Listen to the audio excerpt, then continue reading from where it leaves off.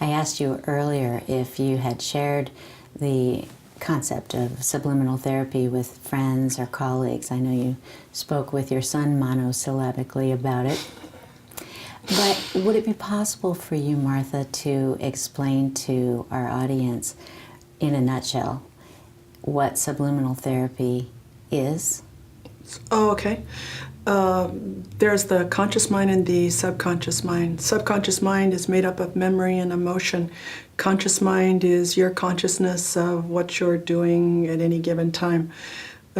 Subconscious mind's essentially composed of your past, and there are things that happen in your past that may encourage you or create behaviors that no longer serve you in this moment.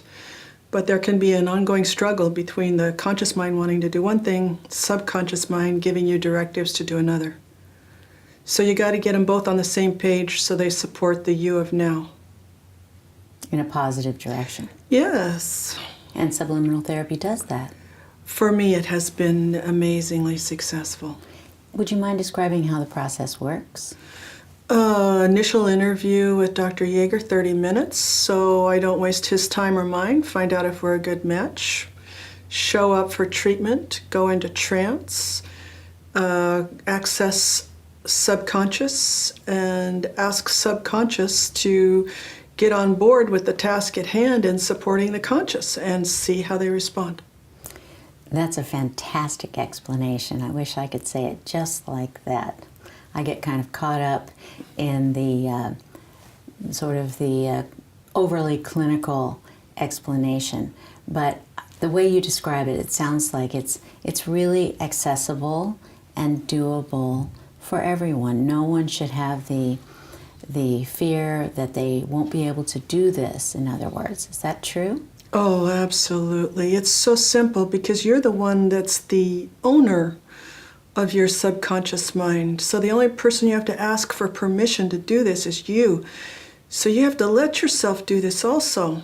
And in my case, my subconscious mind wasn't willing to let me do it. And that was my saboteur all this time.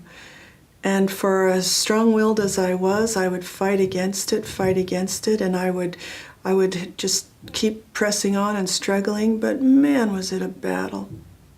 You do seem like a very intense person, very strong and probably very disciplined and maybe a perfectionist, I'm just guessing. Or you strive for very, very good. How about that? I do what I can. Mm-hmm. And my standards, like everyone's, I guess, are their own. Mm-hmm.